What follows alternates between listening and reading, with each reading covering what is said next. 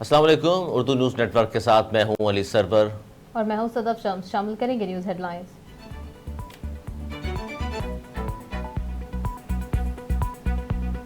Senate نے army act ترمیمی بل منظور کر لیا۔ فوج کو بدنام کرنے پر 2 سال قید اور جرمانہ ہوگا۔ قومی سلامتی سے متعلق راز افشاں کرنے والے کو 5 سال تک سزا ہوگی۔ آفیشل سیکرٹ ایکٹ اور آرمی ایکٹ کے تحت نمٹا جائے گا۔ حساس ڈیوٹی پر تعینات شخص 5 سال تک سیاسی سرگرمیوں میں حصہ نہیں لے گا۔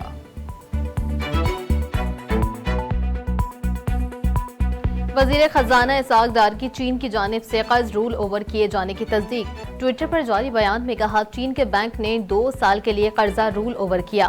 پاکستان دونوں سالوں میں صرف سود کی ادائیگی کرے گا۔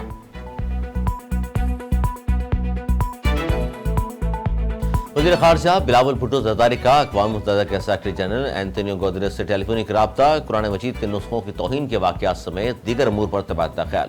ترجمان دفتر خارجہ کے مطابق بلاول بھٹو زرداری نے اسلام فوبیا کے خلاف اقوام متحدہ کی اجتماعی کارروائی کی ضرورت پر زور دیا۔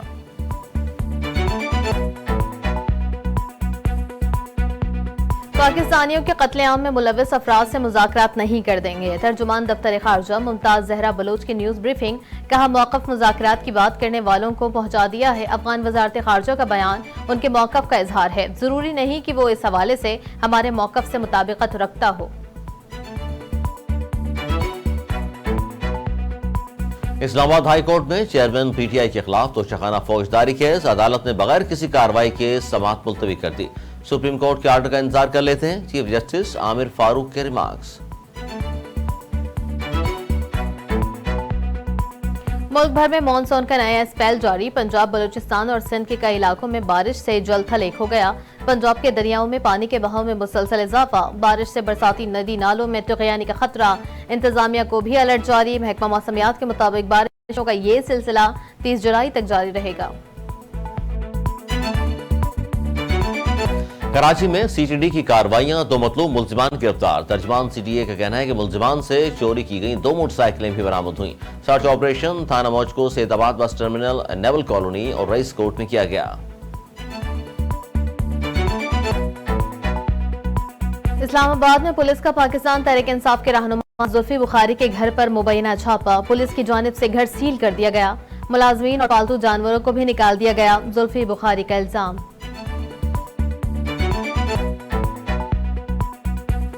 استحکام پاکستان پارٹی کی ترجمان فردوس عاشق کمان کہتی ہیں، عسکری سپہ سالار نے اقتصادی سپہ سالار کا کردار ادا کیا ہے۔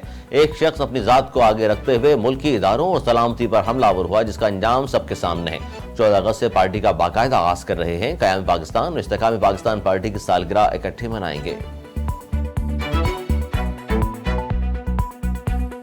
پاکستان کی عسکری تاریخ کا پہلا نشان حیدر حاصل کرنے والا بہادر سپوت کیپٹن محمد سرور شہید کی 75ویں برسی آج منائی جا رہی ہے۔ کیپٹن محمد سرور شہید نے 1948 میں اپنے خون سے پاک سرزمین کی آبپاری کی اور ہمیشہ کے لیے امر ہو گئے۔ مسلح افواج نے کیپٹن محمد سرور شہید کی برسی پر شاندار خراج عقیدت پیش کیا۔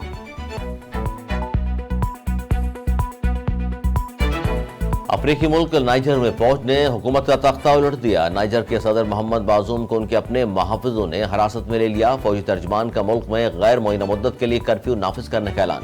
معزول صدر کے حامیوں کا دارالحکومت نیامی میں قومی اسمبلی کے باہر احتجاج۔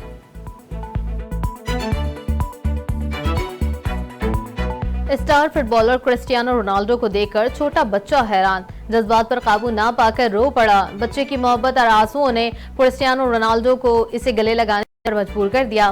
رونالڈو نے اپنی شرٹ پر دستخط کر کے بچے کو دے دی۔ بچے نے اپنی شرٹ پر دستخط کرنے کا بھی کہا، جسے اسٹار فٹ بالر نے فوراً ہی مان لیا۔